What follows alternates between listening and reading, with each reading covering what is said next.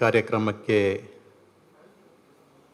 ಒಂದು ವಜ್ರದಂತೆ ಕಂಗೊಳಿಸುತ್ತಿರುವ ನಮ್ಮ ಪ್ರೀತಿಯ ಶ್ರೀಯುತ UT ಖಾದರ್ ಅವರೇ, ನಮ್ಮ ಧರ್ಮ ಪ್ರಾಂತದ ಶ್ರೇಷ್ಠ ಗುರು, ಅತಿವಂದನೀಯ ಗುರು ಮ್ಯಾಕ್ಸಿಮ್ ನೊರೋನರವರೇ, ಇಲ್ಲಿ ನೆರೆದಿರುವ ನಮ್ಮ ಮಾಜಿ ಶಾಸಕರೇ, PRO ರವರೇ, ಗುರುಗಳೇ, ಧರ್ಮ ಭಗಿನಿಯರೇ, ಎಲ್ಲ ಸಮಸ್ತ ಬಾಂಧವರೇ,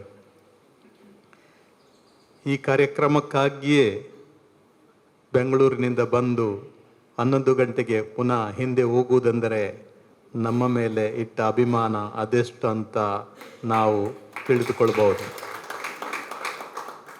1 ಗಂಟೆಗೆ ಕಾರ್ಯಕ್ರಮಕ್ಕಾಗಿ 2 ಗಂಟೆ ಮೊದಲು ಏರ್ಪೋರ್ಟಿಗೆ ಹೋಗಬೇಕು, 2 ಗಂಟೆ ಅಲ್ಲಿ ಹೋಗಬೇಕು ಬರಬೇಕು, ಈ ಎಲ್ಲ ವಿಚಾರಗಳನ್ನು 5-6 ಗಂಟೆ ಮೀಸಲಿಟ್ಟು ಈ 1 ಗಂಟೆ ಕಾರ್ಯಕ್ರಮಕ್ಕಾಗಿ ಬರುವುದಂದರೆ ಅದೆಂಥ ದೊಡ್ಡ ಮನಸ್ಸು, ವಿಶಾಲ ಹೃದಯ ಅಂತ ನಮಗೆ ಹೀಗೆ ತಿಳಿಯುತ್ತದೆ. ಅಂದು ಚುನಾವಣೆಯಲ್ಲಿ ಗೆದ್ದು ಬಂದ ನಂತರ ಮೊದಲ ಬಾರಿ ತಕ್ಷಣ ಬಂದು ಭೇಟಿ ಮಾಡಿದ್ದು, ಇಲ್ಲಿ ನನ್ನನ್ನು ಬಂದು ಭೇಟಿ ಮಾಡಿ, ಉಪಾಧ್ಯಕ್ಷರಾದ ಮೇಲೆ ಸಭಾಪತಿಯಾದ ಮೇಲೆ ತಕ್ಷಣ ಬಂದು ಭೇಟಿ ಮಾಡಿ ನನಗೆ ನನ್ನಿಂದ ದೇವರ ಆಶೀರ್ವಾದ ಪಡೆದು ಹೋಗಿದವರು ಶ್ರೀಯುತ UT ಖಾದರ್. ಇಂದು ನಮ್ಮ ಈ ಸಮಾಜದ ಗೌರವ ಕಣ್ಮಣಿಯಾಗಿದ್ದಾರೆ. ನಮ್ಮ ಈ ದಕ್ಷಿಣ ಕನ್ನಡಕ್ಕೆ ಹೆಮ್ಮೆಯ ಪುತ್ರರಾಗಿ ನಮ್ಮ ದಕ್ಷಿಣ ಕನ್ನಡವನ್ನು ಸಮಾಜದಲ್ಲಿ ತಲೆ ಎತ್ತಿ ನಡೆಸುವಂಥ ಧೀಮಂತ ಧುರೀಣರಾಗಿ ನಮಗೆ ದಾರಿದೀಪವಾಗಿದ್ದಾರೆ. ಶ್ರೀಯುತ ವಲ್ಲಭಭಾಯಿ ಪಟೇಲರವರನ್ನು ಉಕ್ಕಿನ ಮನುಷ್ಯ ಅಂತ ಹೇಳ್ತಿದ್ರು.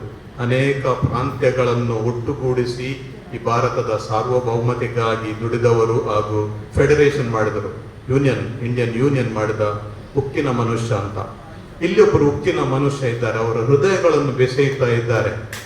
ಈ ದಕ್ಷಿಣ ಕನ್ನಡದ ಉಕ್ಕಿನ ಮನುಷ್ಯ ಒಂದು ದಿವಸ ಅವರ ಈ ಮೂರ್ತಿಯನ್ನು ನೋಡಿ ಸಂತೋಷ ಪಡುವಂತಹದ್ದು.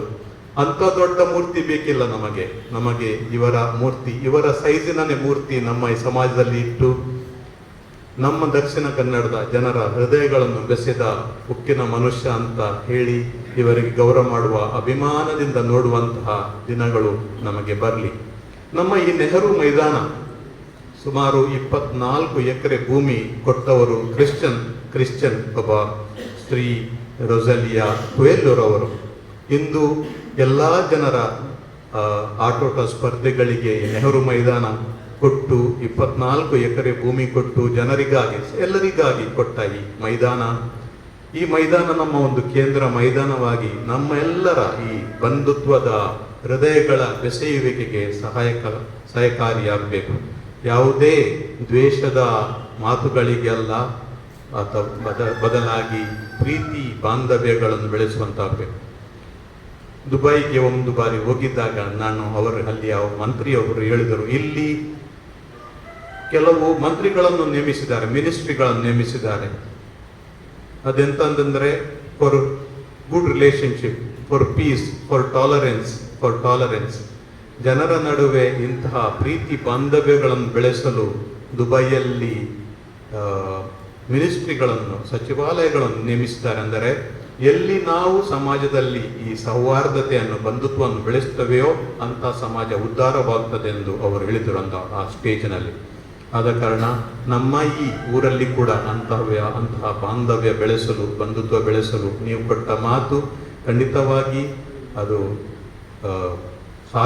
ಸಾಕ್ಷಾತ್ ಆಗ್ತದೆ ಎಂಬ ಭರವಸೆ ನನಗಿದೆ. ದೇವರು ನಿಮಗೆ ಆಯುರಾರೋಗ್ಯ ಕೊಡಲಿ. ನಮ್ಮ ಈ ಊರನ್ನು ಇನ್ನೂ ಅಭಿವೃದ್ಧಿಯ ಪಥಕ್ಕೆ ನೀವು ಸಾಗಿಸಬೇಕು. ನಮ್ಮ ಈ ಊರಿನಲ್ಲಿ ಎಷ್ಟೋ ಯೂನಿವರ್ಸಿಟಿಗಳಿವೆ, ಎಷ್ಟೋ ಮೆಡಿಕಲ್ ಕಾಲೇಜುಗಳಿವೆ, ಇಂಜಿನಿಯರಿಂಗ್ ಕಾಲೇಜುಗಳಿವೆ. ಇಲ್ಲಿಯ ಜನರು ಬುದ್ಧಿವಂತರು, ಖಂಡಿತವಾಗಿ ಬುದ್ಧಿವಂತಿಕೆ, ಜ್ಞಾನ, ಅದರ ಒಟ್ಟಿಗೆನೆ ಹೃದಯವಂತಿಕೆಯನ್ನು, ವಿಶಾಲತೆಯನ್ನು ಬೆಳೆಸಲು ನೀವು ನಮಗೆ ಖಂಡಿತವಾಗಿ ತೆಗೆದುಕೊಟ್ಟ ಈ ದಾರಿ ಖಂಡಿತವಾಗಿಯೂ ಮುಂದಿನ ದಿನಗಳಲ್ಲಿ ನಮಗೆ ಉತ್ತಮ ಪ್ರತಿಫಲವನ್ನು ತರುವುದು. ಆದ ಕಾರಣ ಈ ಒಂದು ಕಾರ್ಯಕ್ರಮಕ್ಕೆ ಬಂದದ್ದಕ್ಕಾಗಿ ನನ್ನ ಹೃದಯ ಅಂತರಾಳದಿಂದ ಅಭಿನಂದನೆಗಳು, ಧನ್ಯವಾದಗಳನ್ನು ಸಲ್ಲಿಸ್ತೇನೆ. ನಿಮಗೆಲ್ಲೋ ಧನ್ಯವಾದಗಳು. ನಿಮಗೆಲ್ಲರಿಗೂ ಈ ಕಾರ್ಯಕ್ರಮಕ್ಕೆ ಬಂದ ಎಲ್ಲರಿಗೂ ನನ್ನ ಧನ್ಯವಾದಗಳು. ಹಾಗೂ ಇದನ್ನು ಆಯೋಜಿಸಿದ ನಮ್ಮ PRO ಹಾಗೂ ಎಲ್ಲ ನಮ್ಮ ಮುಖಂಡರಿಗೂ ನಿಮಗೆಲ್ಲರಿಗೂ ಧನ್ಯವಾದಗಳನ್ನು ಹೇಳಿ ಕೊನೆಗೊಳಿಸ್ತೇನೆ.